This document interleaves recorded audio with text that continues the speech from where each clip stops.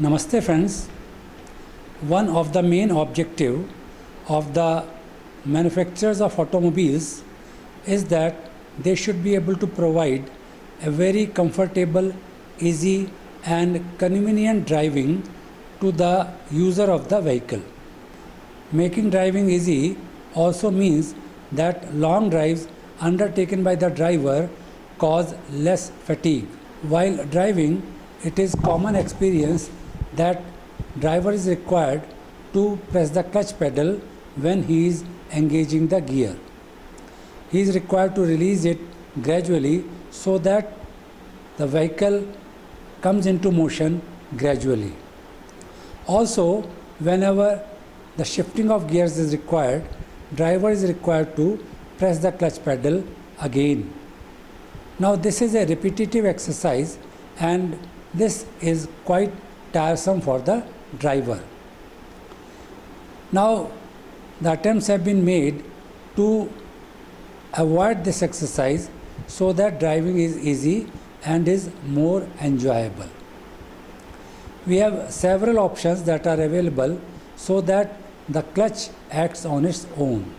One of them is that we have clutch operating system with electronically controlled module.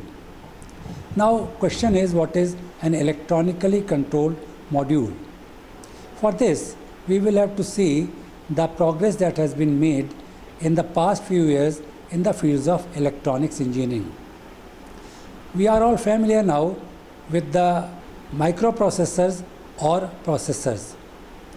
We have been using them in a number of devices, starting from personal computers to laptops to tabs and even your mobile phones. Now these microprocessors are electronic devices. The silicon chip that we use in our PCs or laptop computers are programmable.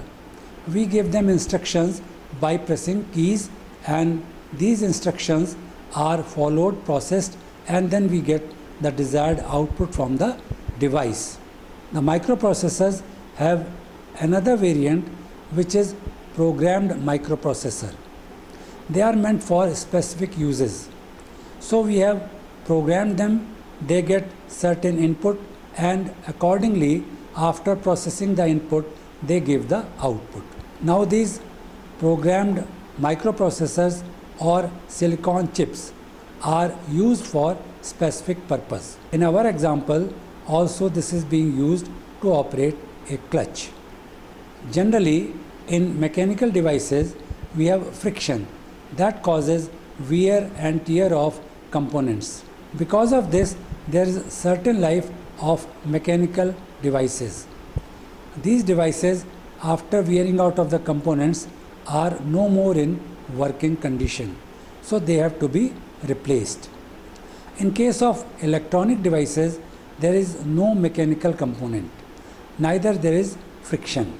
Therefore, there is no wearing of components. These devices can work for a longer period because there is no wear and tear of components.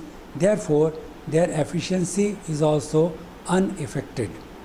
They can work continuously for a very long time with the same 100% efficiency. Another thing is that they can work very fast.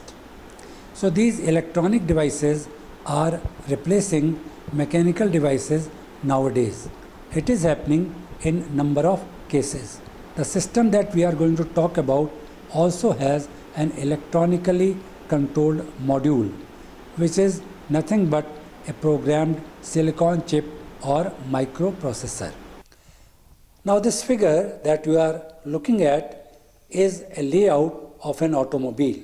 You can find different components of automobile like its wheels, axles, differential, propeller shaft, engine, clutch and gearbox. Now apart from these, you find one block showing ECM. This is electronically controlled module or the microprocessor. In the diagram, you find 4 sensors given as 1, 2, 3 and 4. Sensor 1 is throttle position sensor, sensor 2 is clutch sensor, sensor 3 gives the position of clutch, and sensor 4 is transmission sensor. Similarly, you find A, B and C. A is throttle valve, B is hydraulic cylinder and C is power pack.